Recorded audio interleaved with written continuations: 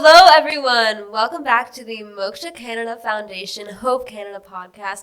Super excited to be here. I'm your host, Carina, and I'm here with Paul Cross. So please introduce yourself to the audience. Hello, my name is Paul Cross. I am 19 years old, and I'm a trumpeter at the University of Western Ontario. Amazing. So you're the first trumpet player that we've had here on the Hope Canada podcast, where we interview artists of all different kinds and we really showcase so many different kinds of talent. So how did you get involved in music in general? Well, my parents were very musical. They were both musicians who attended University of Western Ontario. But They went in for music education. Cool. And I decided, since they did music ed, might as well do performance. Mm-hmm. So they put me into music at a decently young age. I did piano when I was 7 for a couple of years, and then eventually when I went to middle school for grade 8, right before grade 9, I started picking up the trumpet because I was like, oh, I need an instrument, and there was an extra course available. Mm-hmm. So, yeah, ever since then. And how has it been during the pandemic? Like anything different? Have you been doing like online classes and just now moving back to in-person? Like how has it been?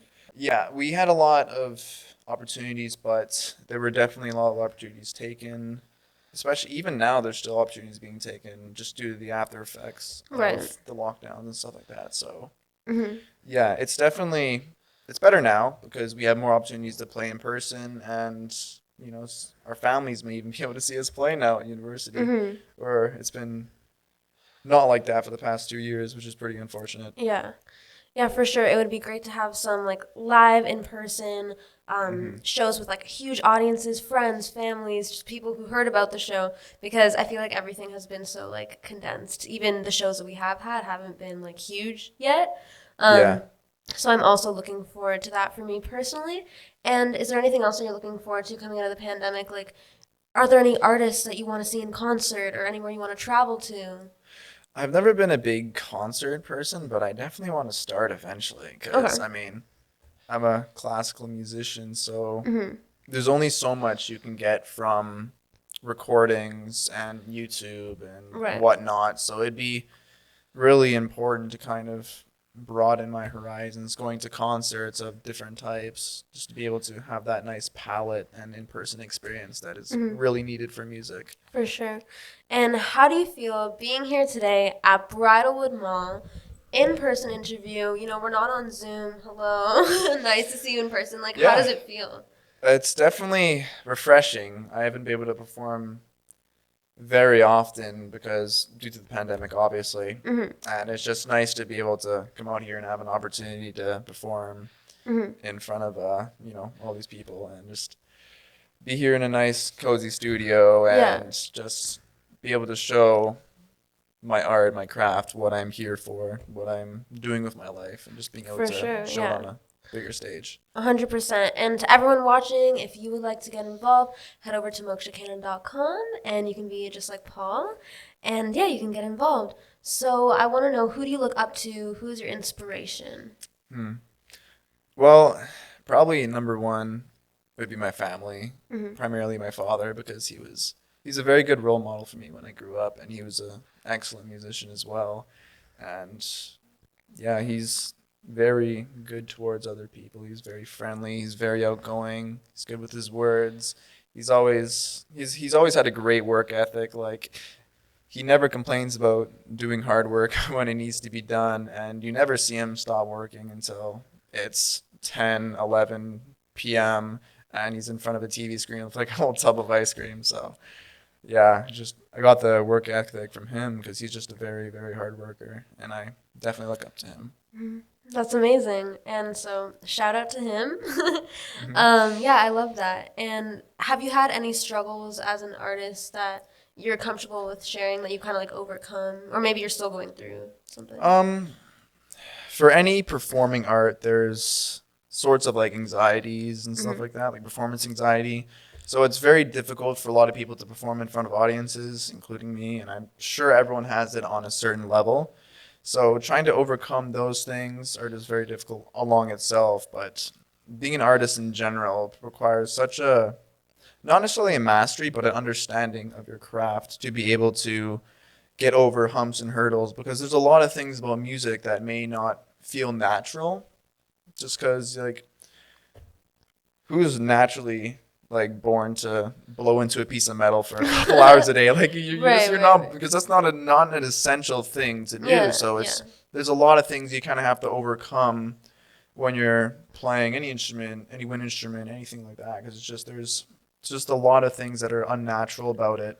And then when you go up to the plate, you just have to be very knowledgeable, very understanding of what to do when certain things go wrong. Mm-hmm. That's a really good point. I can relate to that as well. Being a performer, certain things will go wrong sometimes, but just knowing how to like recover from those things and overcome. Like even if you make a mistake, I feel like in most cases you're really the only person who knows. You can usually kind of get around it and finish strong and just take a chance. Put yourself out there. Don't be scared to take risks. I feel like I'm getting into like giving some advice, but I'm gonna pull back from doing that because my next question for you is, what is your advice like for artists?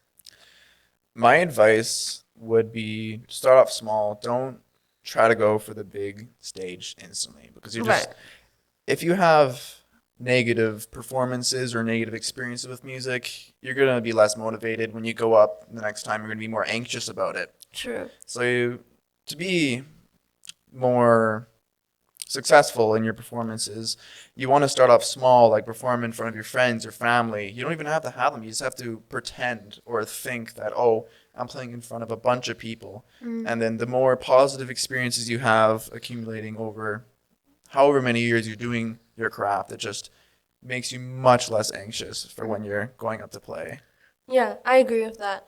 I think for me, I like to practice recording myself, like filming videos, also practicing in front of a mirror. I think like depending on what it is, but for me, like as a singer, in front of the mirror, you can see your facial expressions, which is really helpful. No, but that was really good advice for sure. But like how you were saying, of course you want to take those opportunities, but you don't want to like go too big, right at first. You want to definitely like work your way up, I would say. And it's really nice to do like smaller intimate performances for family and friends and kind of just like build up that experience, and then it just increasingly gets bigger and bigger for sure. So where do you see yourself in the future? Like, do you have any plans like coming up in the next little bit, or like something that you really want to do in the next like 5 years?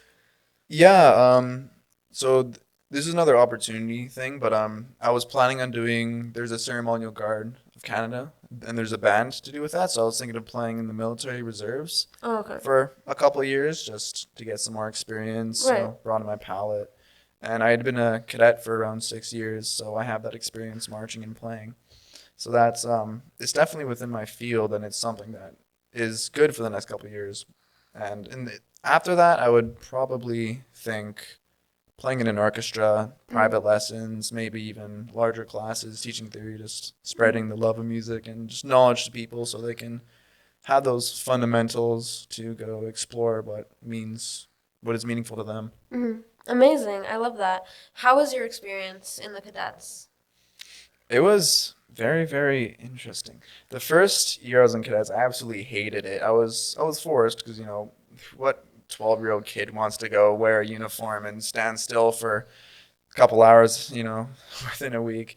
But after a couple of years, you start realizing it's the dynamic that you're there for, and the community, and it's almost like a extended family. Like everyone there is there for like a common reason, for a common goal. They're trying to better themselves, achieve certain proficiencies, trying to get better at what they do. It's almost like music. Like you get better at your craft, you get better at your drill, your department, your dress. So there's just so much in any kind of organization or way of life that you can just see and experience and just get a lot of from that. So it's very good. Right. And so now I'm just thinking, like, since you're in university, you have all these classes and these different things going on. And I know you and Jacqueline, you guys also, like, go to the gym. And you have, your own life there in London. So how do you manage your time with everything going on? I'm not going to lie. It's not very easy, but the best thing you can do to manage your time, obviously, is to make a schedule and stick to it as good as you can. You can't just, obviously, you can't go from 0 to 100. You have to ease into it. You can't just see, oh, I wake up at noon every day. Now I'm just going to wake up at 6 a.m. and go to the gym every morning. Like, that's not going to happen. And you have to let yourself lose a couple times because you're not going to be perfect. It's like whenever somebody has a New Year's resolution, for instance, they lose once and they're like, oh, whatever, I'll just try again next year. But no, you have to keep with the routine and you have to manage your time well. Just see how much time you're wasting and see if you can use that for something that's more fulfilling, more resourceful, more towards your certain goal in mind. Yeah, I agree for sure. I've been getting into writing everything down like at the beginning of the day. I never really did that before, but I find with university because you don't have the same classes every day, right? So it's not like high school. So Yeah. you're not constantly being reminded of like something that's due the next week. You have to really just remember yourself because you're not seeing the same teacher every day, right? It's not like you have a homeroom or anything. So I've just like been trying to write everything down. So there's my tip. What's your favorite performance that you've done? That's a hard one. Oh, back in 2019, there was this tattoo. It's not like a tattoo you get on your arm or something like that, but there was this military kind of tattoo in the East. It was called the Royal Nova Scotia International Tattoo, where there were people from all over the world, bands from all over the world, from Japan, from Germany, from the US, just there to perform and have a big, big show of just talent, just different things. Like there was one group of people who was taking apart Jeeps and going against another group so you can do it the fastest and put them back together. It was really cool. And we had an opportunity to play in front of a packed theater. Well, it was more of a center, like almost like a hockey rink center. And there were like tens of thousands of people. And then it went on recording for like millions who would buy it. So there's a lot of opportunities, and it was just such an amazing opportunity to play with so many professionals, like world-class professionals, to see all that talent and see what can happen if you actually put in the work and you put in the hours. Yeah, no, that's amazing. That sounds really cool. And what would you say sets you apart from other artists and musicians? I would say my work ethic, but that's a lie because so many musicians Have good work. have Yeah. such good work ethics. Like you don't. But a lot also don't. A lot I don't. mean, that A still lot could be something don't. that makes you like unique Yeah, too. Yeah, of course, it is a unique thing. But when you look at musicians, all you see is their final performance, but you don't know they spend like 10 times the amount of time in practice rooms, practicing at home. Searching on videos on how to do certain things. Yeah. Work ethic. Yeah. Work ethic, everyone, you heard it here. It's super important. You got to put in that work because, like Paul said, like you see the final performance on stage, and if you didn't put in those hours beforehand, if there's a video of it or something like that out there, you're not going to be as proud as you would have been if you were like practicing every single day. Like, do you practice like almost every day? No, yeah, hours every day. You have to practice every day, right? Oh yeah. Okay. I feel like, like as a singer, I don't, like, should I practice every day? Yeah, I don't necessarily practice every single day because, like, maybe one day I have, like, 2 assignments to work on. But I think, like as a trumpet player, like, I feel like that's even harder. I don't know. Like, because you're, like, okay, in my opinion, as a singer, when you're singing a song, you can, like, alter the melodies and kind of, like, perform songs in your own way. Especially because I'm mainly a pop singer, I can kind of like, do my own ad-libs and runs and riffs, but I feel like what you do has to be very exact, like you're reading the music sheets and like...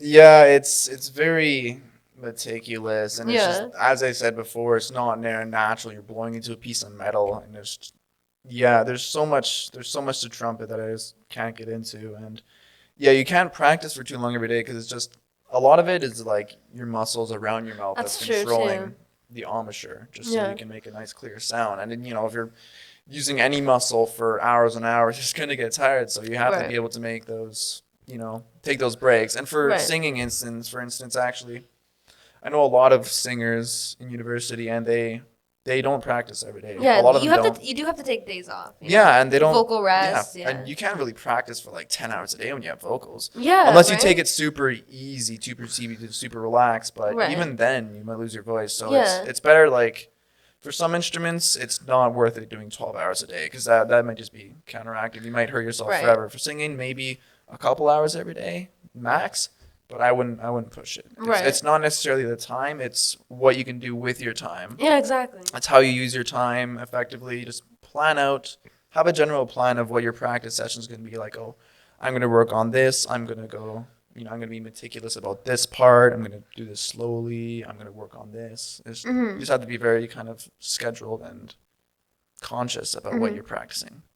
That's a really good point. So yeah, like I would say the tip here is, like for me, for example, I was singing a lot today. I practiced a bunch of songs at home that I hadn't done in a while, because I have a performance coming up. But then maybe tomorrow I'll just, take it easy. I'll just like do something completely different. Maybe I'll do like a yoga class or like, because when you're a singer, like your voice is your instrument, so you want to like take really good care of it. But even like no matter what instrument you play or what your art is, you want to make sure that you're practicing a lot, but taking those days off, of course, to rest and like for self-care and everything. Of course. So, do you have any other hobbies? I used to be really into sports. Obviously, I played video games in the past. Most guys do. So sports, video games. I also play piano. Piano is a very beautiful instrument, and you can practice on that thing all day, just as long as you're not playing incorrectly, because then you'll get arthritis or something like that, and that's not exactly favorable. Yeah. So sports. I love food. I love cooking. Food. I cook a lot. I cook every day, multiple times a day, just for everyone around me. It's one of my hobbies, one of my passions, because it's almost like an art form, but you get to enjoy physically the food. So Yes. there's another aspect of it. Yes. And do you have a favorite musical artist? Like, I know you probably listen to like a few different genres of music. So do you have like a few different favorite artists? My favorite genre is in the Romantic era, which is 1750s to 18 something, and my favorite would have to be Frédéric Chopin.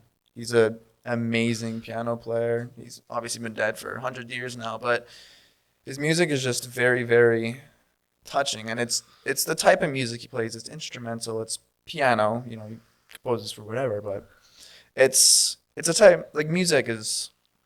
There's no language to music unless you have lyrics, but the music itself, the sounds, it doesn't just attune to one language, one culture. It's applicable for everyone. And it's just, you can interpret it in so many different ways and you can make it yours. It's just, there's so many beautiful things about music that you can't get from this normal language because it goes across all cultures. And it doesn't matter where you're from, you can always understand and just be a part of the music, even just by listening to it. That's cool. And so kind of like how we were talking about before, like when I was comparing it to like what I do, which is mostly singing pop music, so I can kind of like, do some alternate melodies and things like that and take things into my own direction. But with what you do, it's very intricate. And for the most part, you're like doing things like note by note and you're like following along what's on the sheet in front of you and stuff. Like, do you ever feel like, you wake up in the morning, you're like, oh, I don't want to do this. Like, do you ever feel unmotivated a little bit because it is very hard to do?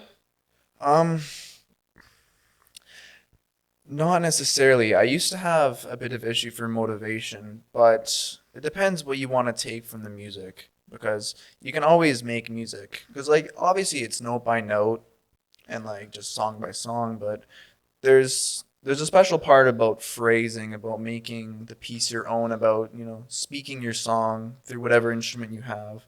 That's just very special and unique to you. And it's very empowering being able to express yourself, Right. being able to express exactly how you feel. And obviously, like, practicing is so important, like getting all the technique down, everything like that. But it's almost for nothing if you can't express anything. Like if you see some robots in music, for lack of a better term, who just they know everything about technique. They're like flawless, but they don't give you a song. They don't give you a story to follow. Like they don't actually have much expression, and it makes it much harder to engage with it. And it's almost not useless, but there's a lot more use, I believe, if you're making your own story, if you're being more unique, because there's so many like talented musicians from all around the world, and the thing that's going to make you different from them is not necessarily the technique. Yeah. It's going to be your expression, how you play. Because when you hear of any like famous form like Ariana Grande or like Mariah Carey, you're like, oh yeah, they can do these crazy licks and songs. Oh, they can sing like that and that. But it's more the timbre of their voice. It's how they express themselves. For sure. It's the quality of their voice, not necessarily the fact they can hit the notes. Yeah, no, that's so true. Like, two people could perform the same piece or sing the same song the exact same way, but if there's not that emotion behind it, and they also didn't do the work beforehand to kind of have like a story or an image in their head, it's like, well, it could be two performances that are worlds apart from each other, just depending on like, you know, the connection that they have to it.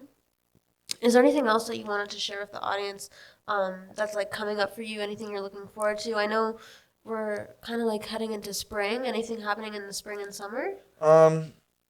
Well, in university near the springtime, you do have recitals, studio recitals and stuff like that. So I do have some performances coming up, but they're not really open to the public yet because COVID and stuff like that. Right. Okay, well that's cool. I'm happy to hear that you do have some performances. Thank you. And good luck. Is there like a favorite song or like a favorite piece that you perform? Or like, do you have one as of like recently that you like really love? The concerto that I'm going to play is a very, very interesting and fun piece, and it has a lot of expression. But I wouldn't necessarily say it's my favorite. I love trumpet music. Don't get me wrong, but piano is just there's so much to it. You can play as like theoretically 10 notes at a time because you got 10 fingers, and for a trumpet you can do one. I mean, two if you're weird and crazy like that. I don't know how, but it won't sound too good. But for piano, you can do entire just solos with yourself, and it'll sound amazing. And just there's so much to piano. It's a very beautiful instrument, and every instrument is beautiful its own way. And of course, trumpet, like the piece I'm going to play, it's supposed to be accompanied by an orchestra, and then usually, you know, university students can't afford orchestras to play with, so they'd have like a piano who would accompany them, and the piano part is always very integral to the beats, the sound of the music. Just it's a very good medium piano. It's a very kind of rudimentary instrument that just can be taken to the highest of levels that can just encapsulate everything that music is and should be. Right. You know, I love the piano. I will play like here and there to accompany myself when I'm singing. So just like chords and things like that. But yeah, no, that's really cool. And is there anything else that's like, you know, something that you've recently done, like just as like stuff has started to open up with COVID that you're like really proud of? Like, did you guys just have any like midterm things? Because I know it's kind of like midterm season. Me and Jackie, we had a concerto competition, which was really fun to play for. Unfortunately, it wasn't really opened up, but we were able to perform, not in front of an audience, but we sent in recordings. We were planning on doing an audience, but we had a competition. We've had obviously midterms coming up, some passed already because some teachers, you know, like coming early. But yeah, besides that, just performing, practicing. That's just what we're about. There's obviously master classes in universities, which you get to perform every couple weeks in front of your peers, which is a good opportunity. You know, it's one of those small opportunities, as I said, to, you know, build your confidence and lessen your anxieties for the bigger kind of like competitions and performances like that. Amazing. I love that. Well, I'm super excited to hear your performance. Thank you. I know everyone in the audience is as well. Do you want to just remind them of social media that you have? Yeah, my main is on Instagram, Paul_Cross42. And yeah, you can reach me out there if you ever want to talk or discuss music. If you have any questions. Yeah. Or just wanting to have a good chat about music. I guess, yeah. Playing the trumpet or piano or whatever. Sure. Just before I let you go, do you have like a favorite music teacher like that you've had in your life? I haven't really had many music teachers. I had one piano and then one trumpet, but the trumpet teacher I got basically when I went to university. Okay. So His name is Sean Spicer. He's an amazing Shout trumpet out, player. shout out. Shout out, Sean Spicer. He's a great trumpet player. He's a really good role model for that because I have my kind of well, it's good because I have a really different playing style to his, and it's very very different. Like it's all about like strength, like beating out the notes. And then when I went to him, he was all about efficiency and being able to play with ease, and just being able to have that different palette of playing really made me a much more rounded out musician overall. And he always makes sure that I'm pushing myself, that I'm not just, staying for the lowest, just doing a line or two a week for him. Like I'm doing like pages and pages of music just, for him to hear and be able to comment on. Yeah. Okay. Well, that's cool. Yeah, I know. Like at Western, there's some great teachers. I think, I've heard Jacqueline talk about her teachers as well. Jacqueline was on last week. Make sure you check out her episode if Absolutely. you haven't yet. But yeah, no. So thank you so much for coming. Thank you for Of sharing all course. of that. I really appreciate it. I know the audience appreciates it as well. And so yeah, everyone, stay tuned. Paul's amazing performance is coming up next. So let's get started. Thank you very much. Hello, my name is Paul Cross, and I am a classical trumpet player at the University of Western Ontario. And today I will be playing a trumpet concerto called the Alexander Artunian Trumpet Concerto. My Instagram is Paul_Cross42 if you so desire to follow me.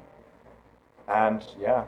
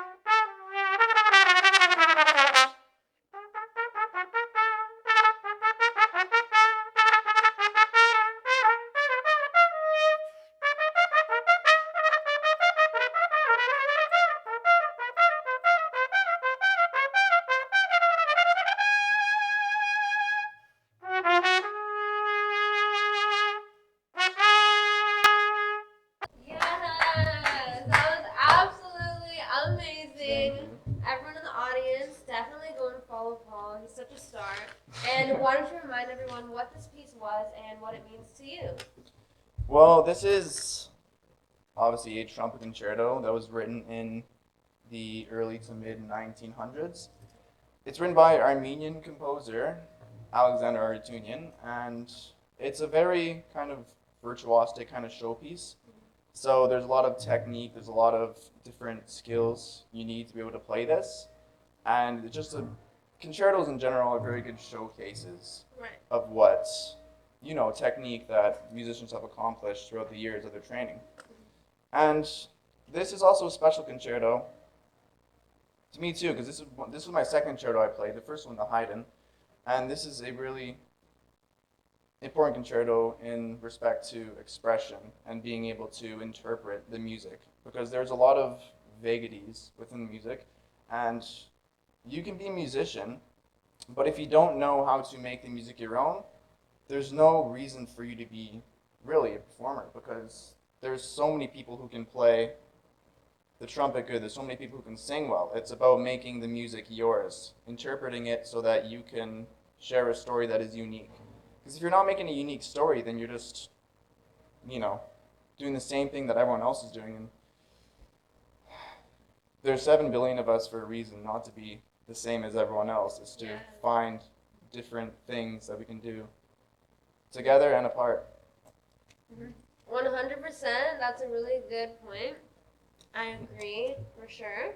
And I want to let everyone know that if you want to be a part of the Moksha Canada Foundation Hope Canada podcast, just like Paul over here, head over to mokshacanada.com to get involved. Check us out on our other social media platforms, Moksha Canada as well. And so, thank you so much for coming. I really appreciate it. And once again, great job.